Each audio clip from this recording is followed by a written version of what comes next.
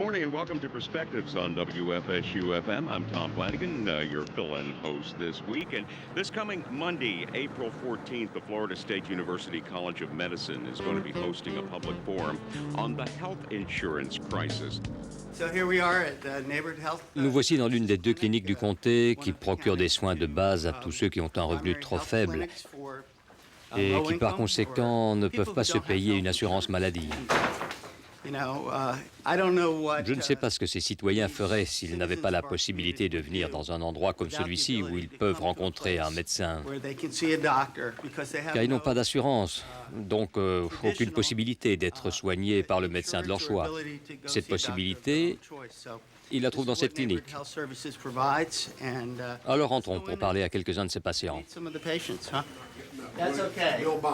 Une salle d'attente à Tallahassee, capitale de la Floride, et quelques-uns des 4 millions de citoyens privés d'assurance maladie dans cet État américain. Un habitant sur 5. Je me suis blessée au dos, alors je ne pouvais plus travailler. Et bien sûr, quand on ne peut plus travailler, on n'a plus d'assurance. Et s'il n'y avait pas cette clinique? Ah, je sais pas. Je serais toujours dans la même galère. Quand j'ai eu ce problème de dos, je suis allée aux urgences. Et ça coûte très cher. Moi, je veux plus y aller. J'ai perdu mon job en 2002. C'était pas de ma faute. J'ai donc aussi perdu mon assurance maladie. Et 3 mois plus tard, ma femme a perdu son travail à la Croix-Rouge américaine. Ils lui ont dit qu'elle avait 3 jours pour partir. Quand vous n'avez plus d'assurance, les gens ont tendance à toucher le fond, surtout quand vous allez aux urgences. J'y suis allé en novembre, il y a 1 an. Je n'avais pas de quoi payer et on m'a dit de ne plus y retourner. Certains d'entre nous pensent que la santé devrait être un droit, que chaque être humain mérite des soins de base. Nous n'avons pas ça dans ce pays, alors que nous devrions. C'est une question d'humanité. Moi, je dirais, contrairement à beaucoup de gens, qu'on n'a pas de couverture médicale, alors qu'on est capable de dépenser des milliards pour une guerre qui n'est pas la nôtre. Le potentiel de soins que cette clinique peut apporter à ceux qui en ont besoin dans notre communauté est minime. Ces gens-là ont de la chance de pouvoir venir ici. Mais il faut bien dire que c'est juste un emplâtre sur une jambe de bois. Et cela ne changera pas tant qu'on ne résoudra pas le problème fondamental du système de santé américain.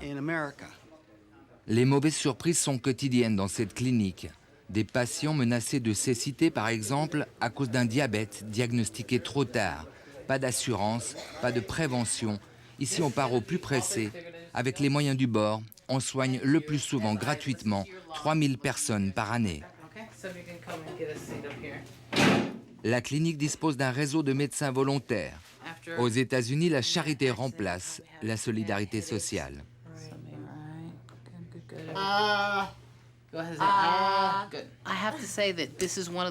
Je dois dire que c'est un endroit dont je suis fier qu'il existe. Nous soignons ici ceux qui n'ont pas de couverture médicale, ceux qui ne pourraient pas aller ailleurs parce que les médecins n'acceptent pas les patients qui ne peuvent pas les payer. C'est pas qu'ils soient méchants, c'est parce que c'est comme ça et qu'ils doivent payer le loyer de leur cabinet. Moi, j'ai choisi ce travail parce que je veux soigner ceux qui en ont le plus besoin.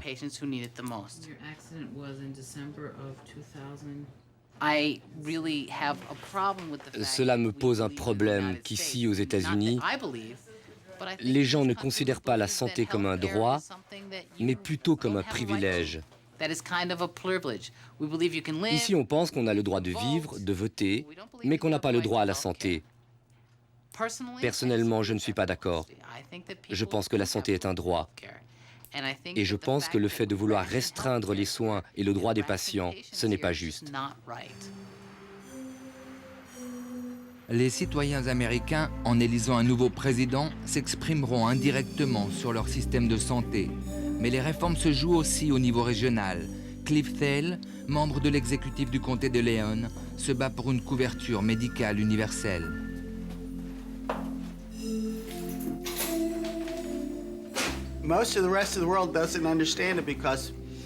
Le monde ne comprend pas qu'on puisse être la première puissance économique et industrielle de la planète et qu'on soit à ce point à la traîne en matière d'accessibilité aux soins de base. Ça n'a pas de sens. Nous avons tellement misé sur l'économie de marché que cela en devient risible. Parce que dans une nation qui ne prend pas soin de sa population et de sa santé, les gens deviennent tout simplement improductifs. Quand on est malade, on ne travaille pas. Quand les enfants sont malades et ne peuvent pas aller à l'école, les parents ne vont pas travailler. Tout cela affecte l'ensemble de l'économie et la productivité. Ça n'a pas de sens. Le système ne fonctionne plus. Je pense que nous avons probablement un des meilleurs systèmes de santé au monde. Regardez Medicare pour les vieux. Le système a prouvé sa qualité, sa rapidité, mais son coût est hors de contrôle. Le républicain Brian Deloge s'oppose à toute réforme en matière de santé. Lui et son rival démocrate travaillent sur le même étage, mais entre leurs deux bureaux, le même fossé politique qui sépare les deux candidats à la Maison-Blanche. La couverture universelle, pour nous, il est en devenir. Il existe plusieurs modèles qui sont actuellement appliqués en Europe et au Canada, et un peu partout depuis plusieurs années. Peut-être faudra-t-il les adapter à nos réalités américaines. Je crains que le gouvernement ne puisse pas résoudre tous les problèmes. Et je pense que les impôts qui en découleraient dépasseraient notre entendement.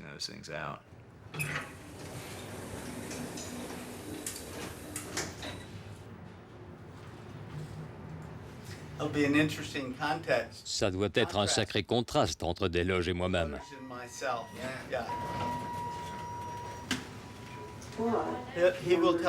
Il a dû vous dire que ma position est très floue. Number 3. Going down. Then what? 4. Number 3. Going down. Dans cette boîte aux lettres, la promesse d'une nouvelle vie pour cet habitant de Havana en Floride, après 1 an et demi de chômage. Michael Washington souffre aussi d'un mal de dos chronique. Je ne peux pas travailler, donc je n'ai pas d'assurance. Pas d'argent pour payer les soins dont j'ai besoin. J'étais coincé. Heureusement que ma famille a pu m'accueillir dans cette belle maison et me soutenir quand je ne pouvais pas subvenir à mes propres besoins. C'est sûrement mon frère, je vais lui annoncer la nouvelle.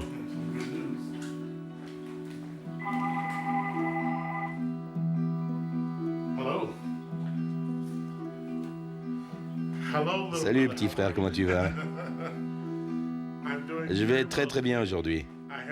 J'ai de très bonnes nouvelles à t'annoncer. On m'a engagé chez CNN International Computer and Consulting. Et je commence lundi prochain. Je suis plus à l'aise pour planifier l'avenir. Je vais à nouveau gagner de l'argent. Je vais pouvoir vraiment m'occuper de mon dos désormais. Et si cela ne va pas mieux, je sais que je peux obtenir des soins. L'assurance médicale, c'est aussi important que le salaire pour vous? Pour moi, oui. Et comment vous avez fait sans assurance tout ce temps? Au début, je marchais sur des œufs. Je n'allais pas jouer au football et au basket.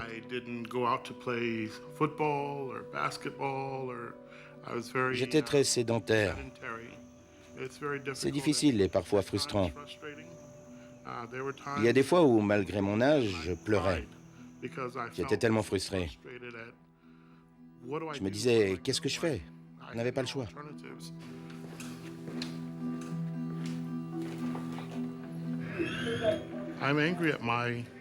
Je suis en colère contre mon gouvernement qui a laissé au capitalisme, au marché, le soin de superviser et de gérer la santé des citoyens. Les États-Unis, je crois, sont aussi bons que les gens qui y habitent. Mais quand on vous use jusqu'à la corde, Qu'est-ce qui se passe lorsqu'il s'agit d'aller à la guerre, par exemple? Vous ne pouvez pas y aller. Vous êtes malade. J'ai mal au dos, je ne peux pas y aller. Ça m'énerve que mon pays ne pense pas suffisamment à moi. Il faut dire aux médecins, aux compagnies d'assurance, allez, contrôlez-vous, prenez soin de ces gens. Tant qu'ils ne feront pas ça, je serai en colère. Travail égale assurance. Dans les faits, l'équation n'est pas si simple. 2/3 des personnes non assurées ont un emploi aux États-Unis, dans des PME qui n'ont pas les reins assez solides pour cotiser. À vrai dire, nous n'avons pas d'assurance maladie. C'est trop cher. Vous ne payez pas pour l'assurance de votre sœur. Oui, je sais, c'est pas sympa. Je ne paye pas pour moi non plus. Vous savez, d'habitude, on ne tombe pas souvent malade. On va chez le docteur uniquement quand on doit le faire. Quand il faut aller chez le docteur, c'est plus économique de payer la consultation plutôt qu'une prime de 150 à 200 $ par mois. Disons que je vois le médecin 2 fois par année. Le calcul est vite fait par rapport à une assurance. Et en cas de maladie, vous faites quoi? Je paie moi-même. Je vois un médecin dans une clinique ambulatoire. Je le vois depuis 7 ans. Je fais ce que je peux, mais je ne tombe pas souvent malade. Et je fais un check-up une fois par année. Cela me coûte 500-600 $. C'est assez typique de notre métier, cette façon de vivre sans assurance. Il y a des jeunes qu'on emploie ici, des étudiants qui bénéficient encore de la couverture fournie par l'employeur de leurs parents. Donc eux sont couverts. Cette assurance maladie qui oppose les 2 candidats à la Maison-Blanche. Couverture universelle pour les enfants, demande Barack Obama. Programme qui donne de l'urticaire à John McCain et à ses partisans. Le républicain Martin Markovitch estime qu'une assurance pour tous ne correspondrait pas aux valeurs de l'Amérique. Les valeurs américaines, c'est compter sur soi. C'est la liberté d'entreprise. C'est la liberté. Et c'est aussi le risque. Le sénateur McCain serait d'accord avec moi. Je pense que le gouvernement peut aider les gens à acheter une assurance santé. Le gouvernement peut aider les gens dans leur choix. Il peut réguler l'industrie de l'assurance. Mais je ne crois pas que le gouvernement doive fournir une assurance à chacun. Le Capitole de Tallahassee. Ce jour-là, le Parlement vote la suppression de plus d'1 milliard de dollars dans le budget de la santé. L'ombre de la récession a plané sur les débats et les républicains majoritaires ont gagné leur bras de fer, quitte à décevoir la classe moyenne, celle qui vote. Quoi de plus sensible que la santé en période d'élection présidentielle? Le gouverneur républicain se doit de réagir. Nous lançons une semaine spéciale consacrée à la santé. Et je suis heureux de signer ce texte qui permettra aux habitants de la Floride d'accéder aux soins de manière plus efficace. Plusieurs hôpitaux publics ont fermé leurs portes en Floride. Pourquoi? Je ne crois pas qu'il y en ait un seul qui est fermé. On fait tout pour en ouvrir. À Quincy, par exemple. À Quincy, vous dites? Non, ce qu'on essaie de faire, je me répète, c'est d'ouvrir de nouveaux hôpitaux et le plus rapidement possible. Charlie Crist, républicain modéré, donne le coup d'envoi d'une série d'initiatives à l'échelle de la Floride. Il clame sa volonté de favoriser un meilleur accès aux soins.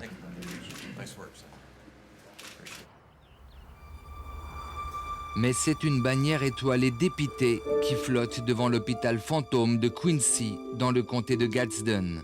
Ici, pas l'ombre d'une infirmière ou d'un pédiatre. Un hôpital que cet homme tente de réhabiliter. Il est très difficile de faire tourner un établissement qui ne rapporte pas assez d'argent. Le bâtiment doit être restauré selon les normes hospitalières. L'estimation des architectes et ingénieurs est d'environ 2 600 000 $, rien que pour le ramener à des valeurs standards.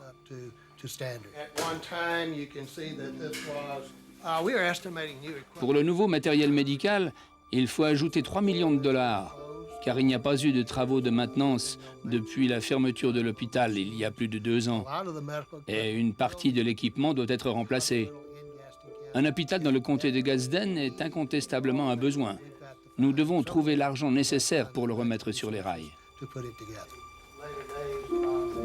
L'absence d'hôpital dans ce comté pauvre a encore aggravé l'état sanitaire critique de la population, à majorité noire. Cela rend les choses plus difficiles et plus chères quand les patients finissent par obtenir des soins. Généralement, ils attendent que la situation devienne urgentissime. Et s'ils ne sont pas soignés, ils meurent.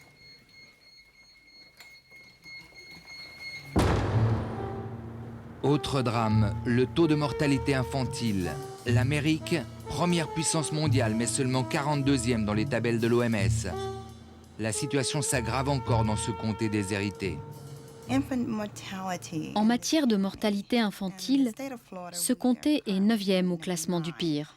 9e sur 67 comtés. C'est une amélioration, car nous étions au premier rang il y a quelques années. Mais les variations sont rapides dans une population de moins de 50 000 habitants. Le taux de mortalité infantile est particulièrement important chez les femmes afro-américaines, en partie pour des raisons économiques. Mais il y a aussi des critères de santé dont les femmes noires ne sont pas assez conscientes.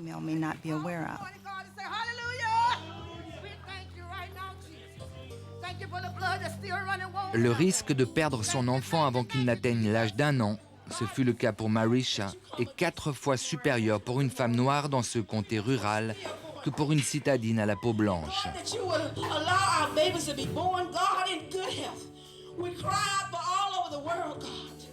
Have mercy, God.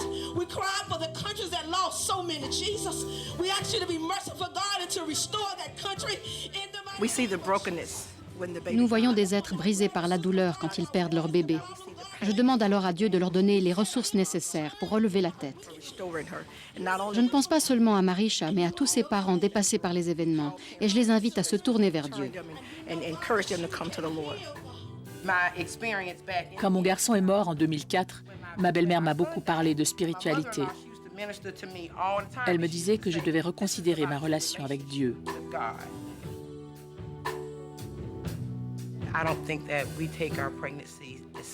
Je ne pense pas qu'on prenne suffisamment au sérieux le fait d'être enceinte. Nous ne prenons pas soin de notre santé. Si vous avez de la pression ou du diabète, vous devez suivre les conseils du médecin, ce que nous ne faisons pas ici.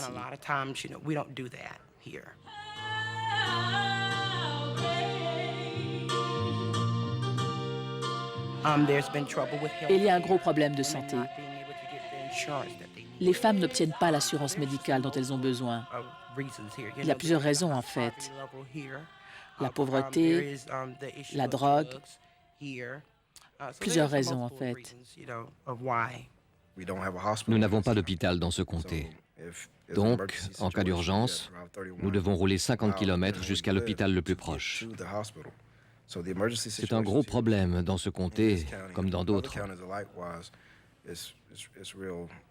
Un des facteurs qui explique pourquoi un grand nombre de femmes perdent leur bébé.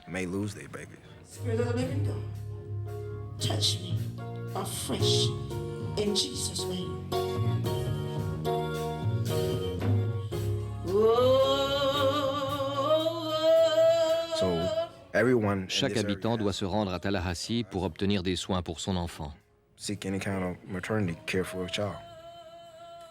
En tant que policier, est-ce que vous avez l'impression que la situation s'aggrave en matière de santé?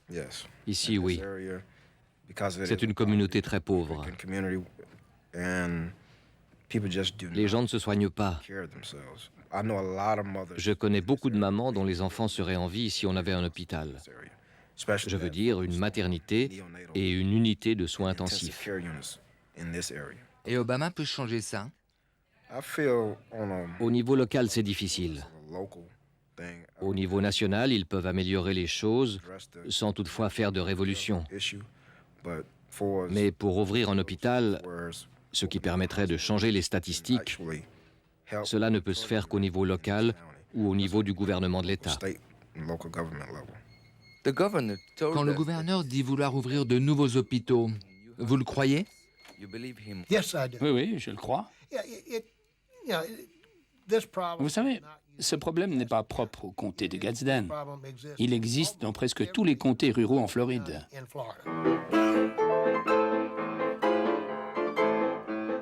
L'ambiance rappelle le ton de la ruée vers l'or. C'est jour de fête dans la communauté asiatique. Un médecin d'origine philippine inaugure sa 2e clinique privée.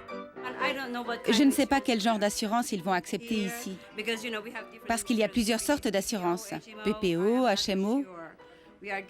Mais on est content qu'ils ouvrent une clinique avec un docteur philippin.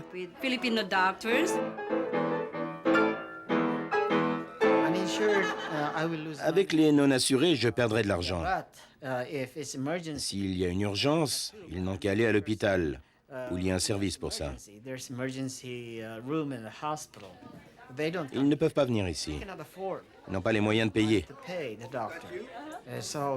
Donc, ils finissent dans une salle d'attente aux urgences. Et bien sûr, la facture sera pour l'hôpital. Les urgences obtiennent des fonds de la part du gouvernement, mais pas suffisamment pour gagner de l'argent.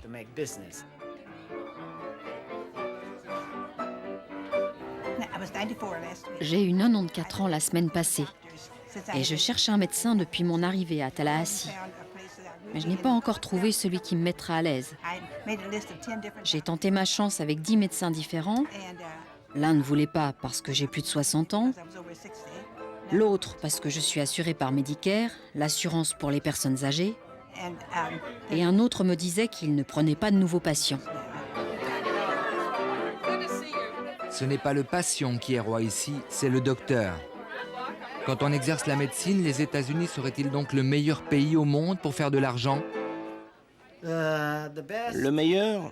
Je ne sais pas. Je n'ai pas exercé dans d'autres pays. Mais si vous travaillez dur, vous pouvez réussir.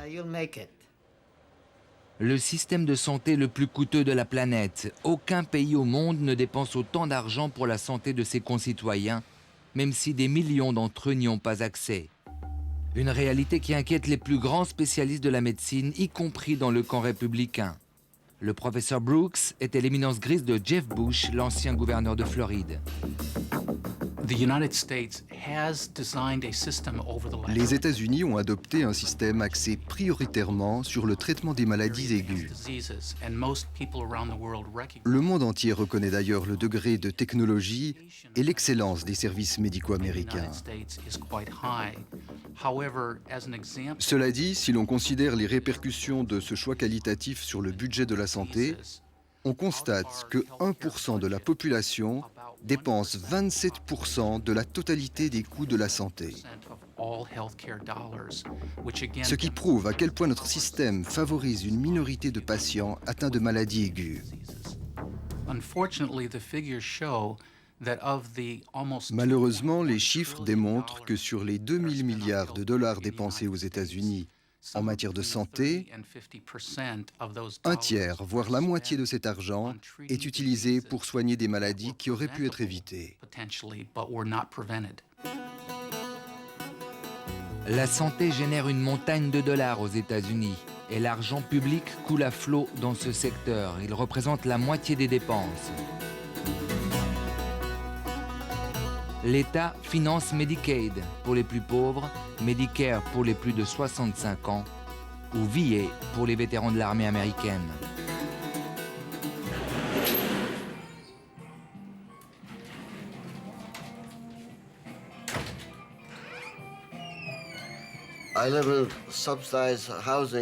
Cet appartement subventionné me coûte $200 par mois. Reste à acheter de quoi manger, et je me débrouille au jour le jour. Mais je ne sais pas ce que veut dire épargner. $200 pour l'appartement sur les 800 qu'il reçoit pour service rendu à la patrie.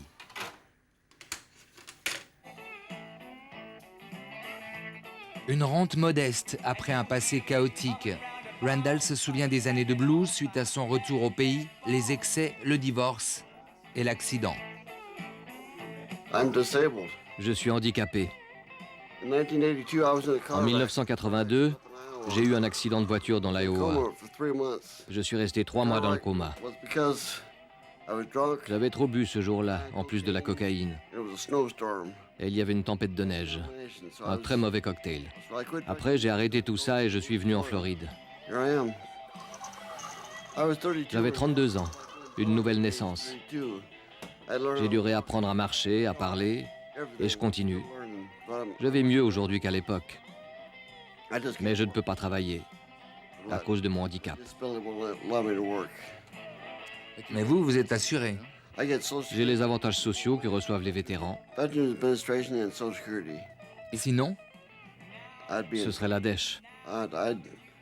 Je devrais être soutenu par quelqu'un de ma famille. Je n'aurais pas le moindre argent. Donc le système de santé est bon pour vous? Je ne dirais pas qu'il est bon. Je m'en sors. Si j'ai une douleur, je suis soigné gratuitement. Mais pour ma blessure à l'épaule, ils ne voulaient pas payer l'opération. Après 4 ans, ils ont fini par considérer que c'était un cas spécial et j'ai eu mon opération l'automne dernier. C'est pour ça que je me muscle. Ça fait encore mal. Si je n'étais pas un ancien du Vietnam, je serais fauché.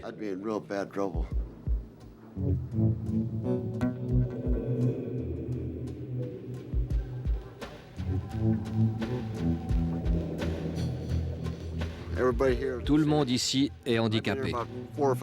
Ça fait 4-5 ans que je vis là. Je ne connais pas les gens par leur nom, mais je les salue quand je les vois.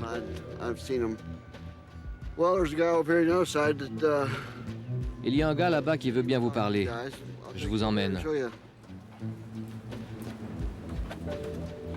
Vous voulez entrer? C'est qui? Clayton.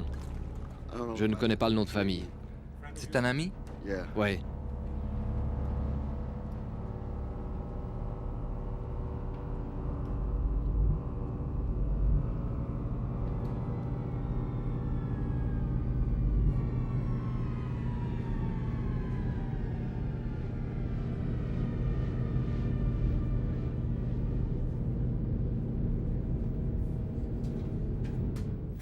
Mon père était médecin. Ma mère infirmière. Elle fume toujours.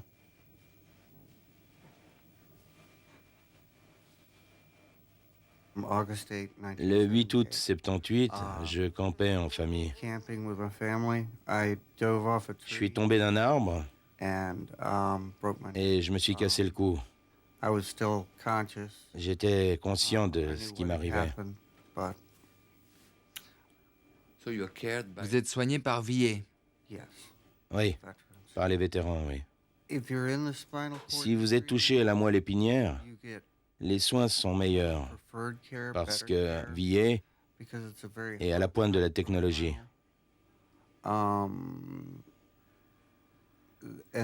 Et ils continuent leurs recherches scientifiques sur la moelle épinière. Et pourquoi vous n'êtes pas en clinique? Plus de liberté. Ici, je fais ce que je veux quand je veux. Me coucher, manger. Sinon, c'est une routine imposée par les vétérans et par la clinique. Et je ne suis pas du genre à suivre des horaires. J'aime décider moi-même. L'individu se perd dans la masse. Je crois qu'il s'occupe de plus d'un demi-million de personnes là-bas.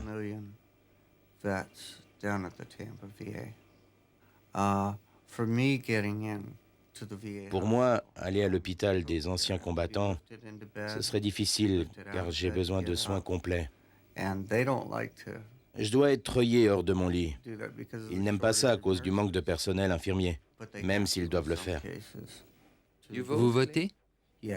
Oui, depuis l'âge de 18 ans. Obama, pour moi, c'est un nouveau vent d'espoir.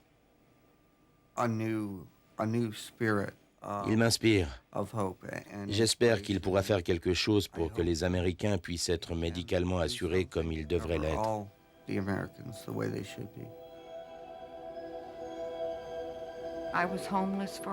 J'étais SDF avant, je cherchais du travail et je vivais le plus souvent dans la rue ou dans des foyers pour sans domicile fixe. Mon mari a eu une maladie des poumons. Et le docteur n'a pas voulu vous recevoir. Non. Non, ils ne peuvent pas. Il faut aller à l'hôpital. C'est là qu'on a rencontré Clayton. Quand Clayton a quitté l'hôpital, il a demandé à nous parler. Le courant passait bien entre nous. Il nous a donné une chance et nous, on fait de même avec lui. Vous votez? Oh oui. Je tiens pour McCain. Il est républicain, mais je ne crois pas à ce qu'on dit de lui ou de Bush, que soi-disant il ne s'intéresse qu'aux riches.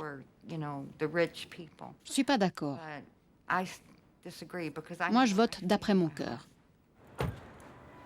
Les médecins sont censés recevoir les SDF agréés par Medicaid, le programme de santé publique destiné aux plus pauvres, et les tarifs sont fixés par les autorités de l'État. En Floride, 9 médecins sur 10 refusent de les soigner. Voici mon bureau. Les réceptionnistes, les infirmières qui travaillent ici. Est-ce que vous acceptez des patients pauvres, contrairement à d'autres médecins? Je les accepte quand il s'agit d'un nouveau-né. Mais sinon, je ne peux pas me permettre de dire oui à de nouveaux patients. Pourquoi? D'abord parce que j'ai une longue liste de patients qui ont signé chez moi après parfois 1 an d'attente. Et aussi parce que c'est trop pour moi. Je ne peux pas me démultiplier. Mais ça va vraiment pas. Qu'est-ce qui ne va pas dans ce système, hormis le médecin? Le fait qu'il y a trop de gens qui ne sont pas assurés. Pas assez de personnes assurées. C'est vraiment triste. Un médecin tiraillé entre sa déontologie, la pression des patients, la pression des assureurs. Le remboursement pose parfois problème. Les compagnies d'assurance essayent de négocier de meilleurs tarifs. Elles retardent les paiements. Du coup, j'ai parfois des difficultés avec ma banque pour les factures. Souvent, il leur arrive d'exclure des patients assurés à cause de ce qu'ils appellent des conditions préexistantes.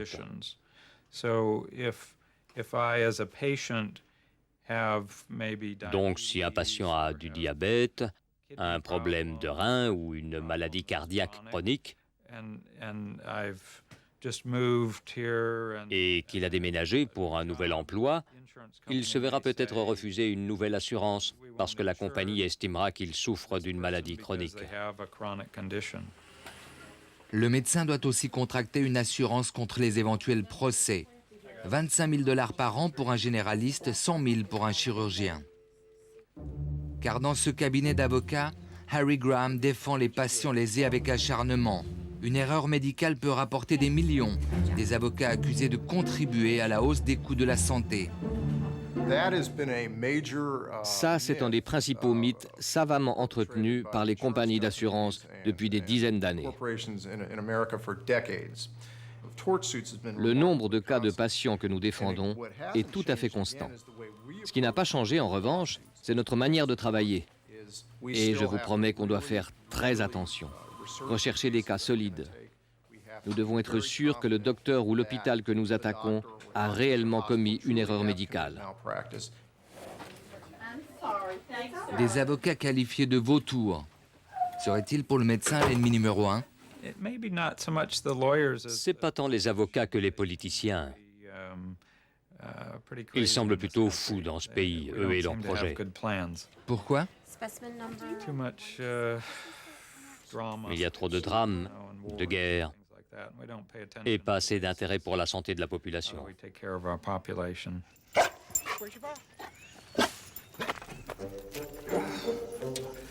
Oh, what now?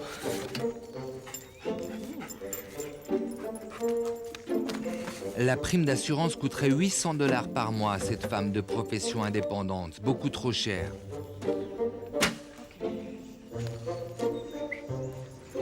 Vicky représente toutes les valeurs de la classe moyenne américaine. Mais ne pas être assurée à 62 ans, c'est plus risqué qu'un coup de poker. J'ai décidé de ne pas tomber malade. Donc, je prends soin de moi. Les gens réussissent à tenir le coup sans aller à l'hôpital. Et c'est ma manière de faire parce que j'y suis obligée.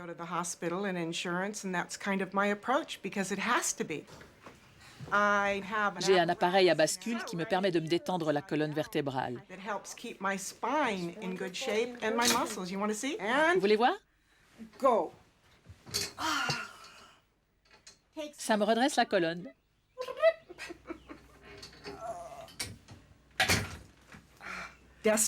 Tout perdre ou mourir. C'est là le dicton en Amérique. Tu perds tout ou tu meurs si tu ne peux pas te payer une assurance. Et vous êtes prête pour ça? Bien sûr que non. Mais j'ai fait un choix. Cela me donne une certaine liberté. J'ai déjà 62 ans. Je ne sais pas combien de temps je vais vivre, mais c'est mon choix. Et mon mari a fait le même choix. Plus que 3 ans et vous avez droit à Medicare. 3 ans. Et à 65 ans, j'aurai droit à Medicare. Et je m'en réjouis déjà. Et si cela se passe mal, j'ai cette chaise antique et c'est là que je finirai. Vous seriez favorable à une couverture universelle? Absolument. C'est ce qu'il y a de plus civilisé. Se soigner devient donc un sport aux États-Unis. Les années Bush ont encore aggravé le problème. Un sport, voire un combat, et pas seulement pour les non-assurés. Quand on a diagnostiqué mon cancer du sein en 2005, la compagnie d'assurance a d'abord rejeté mes demandes. Ils ont regardé mes contrats, parlé avec un certain nombre de personnes. Il devenait évident pour moi qu'ils enquêtaient sur mon compte pour essayer de trouver des conditions préexistantes, dans le but, bien entendu, de ne pas payer pour mes soins.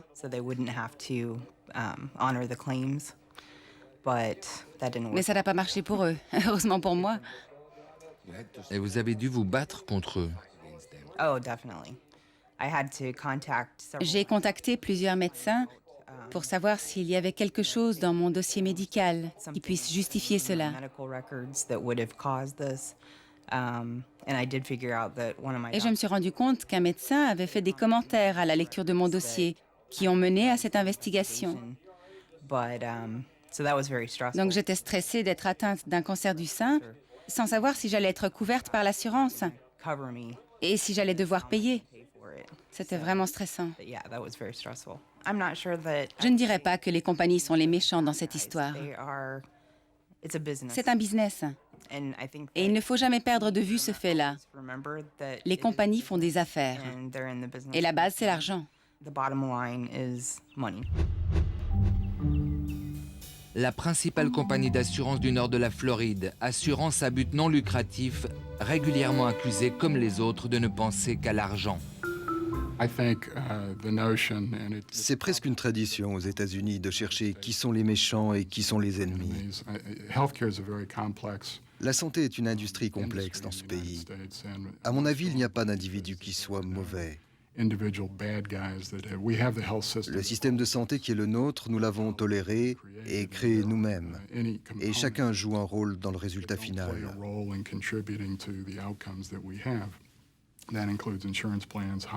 Cela implique les assurances, les hôpitaux, les médecins, les patients, le gouvernement. Nous sommes tous impliqués dans ce système qui produit d'excellentes choses et qui en produit aussi de moins agréables. On vous reproche d'être plus intéressé par l'argent que par la santé. Oui, cela dépend des cas. Il faut que les arguments correspondent aux bonnes pièces du puzzle. C'est vrai que certaines composantes du système de santé opèrent sur la base du profit et se soucient surtout du porte-monnaie des actionnaires tout en payant des impôts. Il y a des hôpitaux qui agissent ainsi, des compagnies pharmaceutiques qui agissent ainsi et aussi des compagnies d'assurance.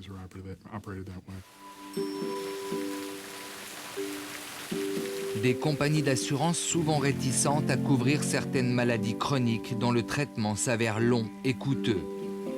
La grande majorité des Américains bien assurés n'a pas à se plaindre, mais certains patients viennent dans cette clinique de médecine alternative pour calmer des douleurs dont le traitement n'est pas remboursé.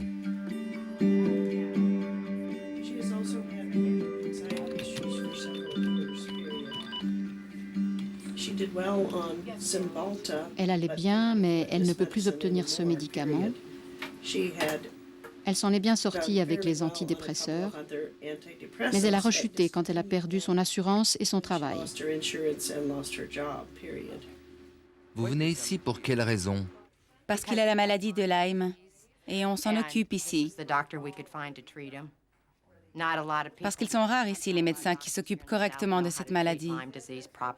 Pourquoi ils n'aiment pas s'en occuper? Je suppose que c'est parce que c'est une longue thérapie à base d'antibiotiques.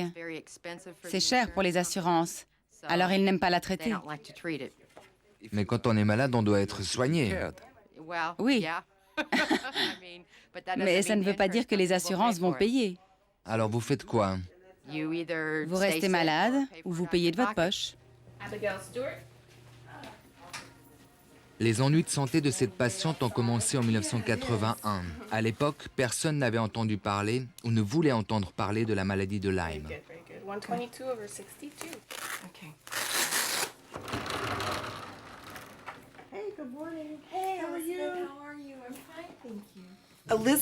Elisabeth a été très bien avec moi après tous les docteurs que je suis allée voir. Quand je disais à ces médecins que j'étais atteinte de la maladie de Lyme, des médecins de très bonne réputation pourtant, eh bien, ils me demandaient de partir, alors que je venais chez eux pour être soignée. Ils disaient, il faut partir maintenant. Nous ne pouvons pas parler à quelqu'un qui a cette maladie. C'est une maladie difficile à diagnostiquer. Ce n'est pas très clair. La controverse s'intensifie quand la maladie devient chronique et qu'elle résiste aux antibiotiques, ce que nous constatons ici avec certains patients.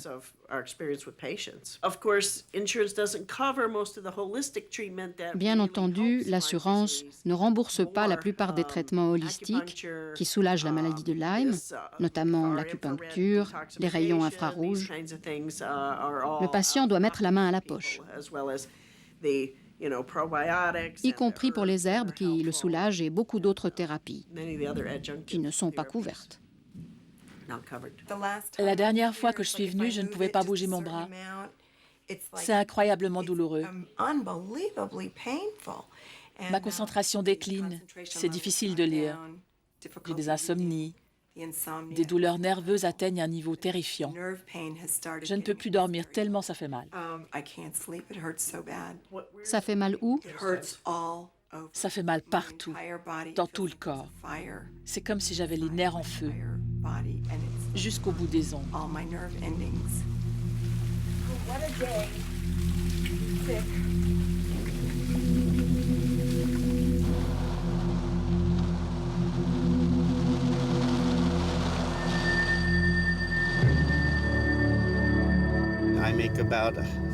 Je gagne environ 500 000 $ par année.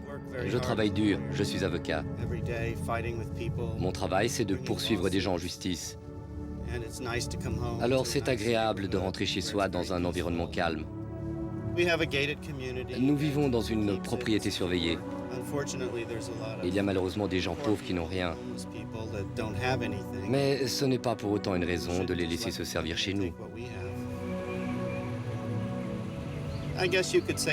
On pourrait appeler ça le rêve américain, mais je sais que tout le monde ne peut pas le réaliser. C'est de la mythologie. Mais c'est toujours un rêve aux États-Unis de pouvoir vivre dans une maison comme celle-ci.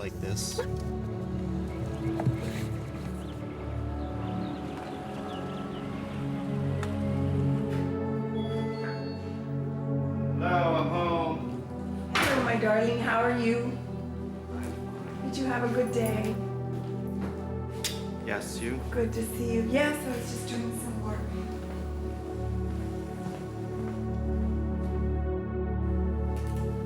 Un rêve américain aux couleurs ternies par l'état de santé de son épouse.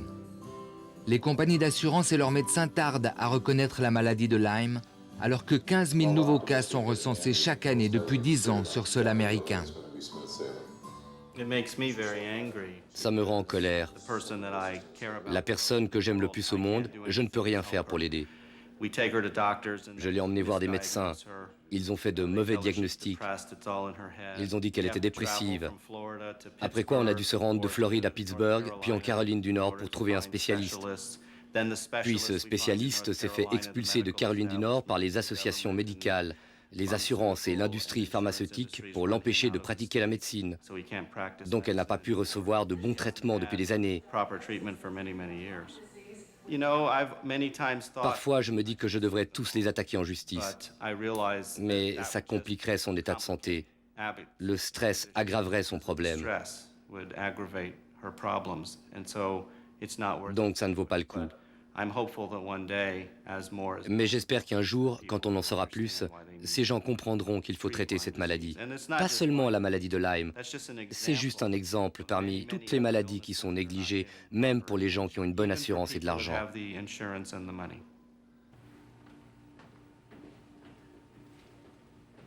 Vous avez quoi comme assurance maladie? Je suis chez Blue Cross Blue Shield, considéré comme la meilleure des assurances. J'ai de la chance parce que j'ai un bon emploi, ce qui n'est pas le cas de la plupart des gens.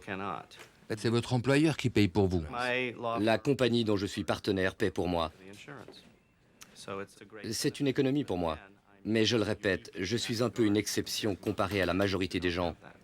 Ça me coûte peut-être 150 $ par mois pour une couverture familiale. Mais quand on fait autant d'argent que moi, c'est une goutte d'eau. Mais pour quelqu'un qui gagne 25 à 30 000 $ par année, le salaire moyen ici, il n'y arrive pas. C'est trop. Donc ils n'ont pas d'assurance. Quelle journée. Vous votez républicain? Non, jamais. Je suis un démocrate. Je suis ce qu'on appelle un démocrate chien jaune. Si le Parti démocrate présente un chien jaune contre un républicain, moi je vote pour le chien jaune. Je n'ai aucun respect pour les prétendues valeurs républicaines.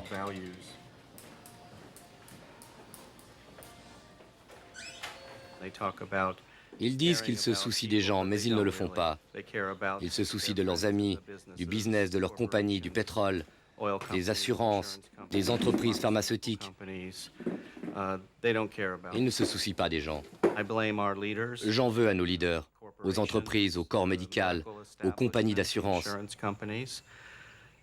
C'est une sorte de conspiration. Je ne veux pas dire par là qu'ils s'assoient autour d'une table pour tirer profit des Américains. Mais quand ils sont seuls dans leur bureau à prendre des décisions, ils s'intéressent plus à leurs affaires qu'à ce qui pourrait être le mieux pour chaque Américain. Et malheureusement, ils parviennent à faire croire aux pauvres gens que s'ils travaillent dur, ils réaliseront le rêve américain. Mais ça n'arrive pas. Ces chevaux reçoivent de meilleurs soins que la plupart des gens. On nous l'a souvent reproché. C'est triste à dire, mais ils ont les meilleurs traitements, les meilleurs vétérinaires, le meilleur maréchal ferrant. Ils ont droit à toutes sortes de massages, acupuncture. Leurs herbes médicinales sont importées d'Europe. Ils ont même des vétérinaires chinois. J'ai beaucoup de respect pour bien des médecins, mais j'en blâme aussi beaucoup pour avoir mis le système de santé dans l'état où il est.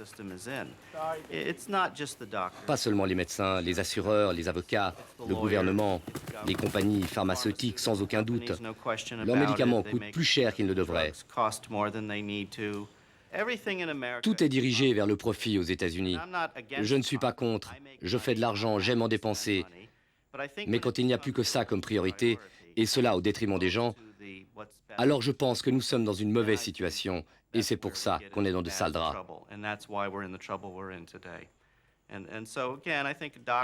Un médecin peut avoir beaucoup de succès aux États-Unis, surtout si c'est un spécialiste qui travaille pour les Américains fortunés. Mais si tu es malade en Amérique et sans argent, tu resteras seul dans ton lit. Tu ne recevras ni soins ni couverture médicale. Et tu vas pourrir chez toi jusqu'à ce que mort s'en suive. Et seul le plus souvent. C'est la tragédie américaine. L'affreux secret du système de santé américain, c'est qu'il y a des millions de personnes dans cette condition. Plusieurs études médicales évaluent le coût en vies humaines des ratés du système de santé américain.